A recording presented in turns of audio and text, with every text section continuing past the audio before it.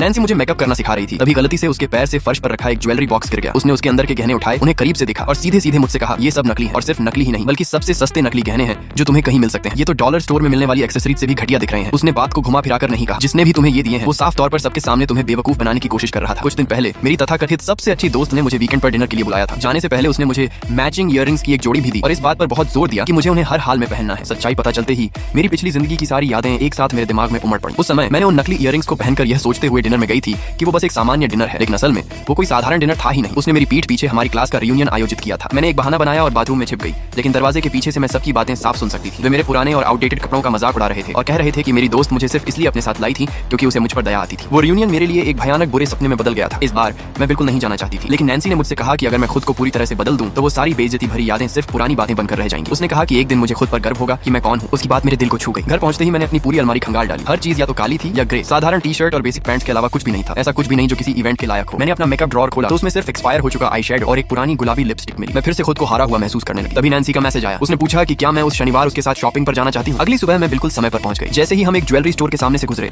Window में रखी असली ईयररिंग्स की एक जोड़ी ने तुरंत मेरा ध्यान खींच लिया। मैंने अपनी दोस्त द्वारा दिए गए ईयररिंग्स निकाले और उन्हें असली वाले ईयररिंग्स के सामने रखकर देखा। दोनों के बीच का फर्क रात और दिन जितना साफ था। असली ईयररिंग्स के बगल में रखे वो नकली ईयररिंग्स बेहद सस्ते और भद्दे लग रहे थे। तभी मुझे सब समझ में आने लगा। पूरे कॉलेज के दौरान वो हमेशा मुझे घटिया कपड़े देती थी और जोर देकर कहती थी कि हम दोनों मैचिंग हैट पहने। वो इसे हमारा बेस्टेज लुक कहती थी, लेकिन असल में वो बस चाहती थी कि मैं उसके बगल में खड़ी रहूं ताकि वो खुद को और ज्यादा खूबसूरत और शानदार दिखा सके। यहाँ तक कि मेरा अपना बॉयफ्रेंड भी उसके साथ खड़ा होने पर उससे ज्यादा मैच करता हुआ लगता था, जबकि मैं हमेशा उसके पीछे पीछे किसी पर्सनल असिस्टेंट की तरह उसके बैग उठाए चलती रहती थी। मुझे कभी एहसास ही नहीं हुआ कि उसकी नजर में मैं सिर्फ एक ऐसी चीज थी जिसका इस्तेमाल करके वो खुद को और ज्यादा चमका सके। मैं इन्हीं ख्यालों में खोई हुई थी कि नैन्सी ने मुझे आवाज देकर मेरी तंद्रा तोड़ी। उसने मेरे हाथ में नकली ईयररिंग्स देखे और अचानक उसके दिमाग में एक आइडिया आया। वो मुझे सीधे अपने ब्यूटी स्टूडियो ले गई और कहा कि वो मेरा पूरा मेकओवर करने वाली है। स्टाइलिस्ट ने मेरे सालों से रखे लंबे बालों को काट कर छोटा कर दिया। मेरी वो मोटी ऐनक उतार दी जिसके पीछे मैं इतने लंबे समय से खुद को छिपाती आ रही थी और फिर मेरा मेकअप किया, एकदम एलिगेंट और रिफाइंड। जब मैंने खुद को आईने में देखा तो मैं अपने आंसुओं को रोक नहीं पाई। मेरे सामने जो इंसान खड़ा था वो मेरी पिछली जिंदगी की वो असुरक्षित और थकी हुई लड़की नहीं थी। इस बार मैं अपनी जिंदगी खुद के लिए जीने वाली थी। रियूनियन वाले दिन मेरी तथाकथित दोस्त सबसे पहले वहां पहुंच गई। मेरे आने से पहले ही वो सबके सामने मेरी बुराई कर रही थी। वो शेखी बघार रही थी कि उसी की वजह से मुझे इंटर्नशिप मिली थी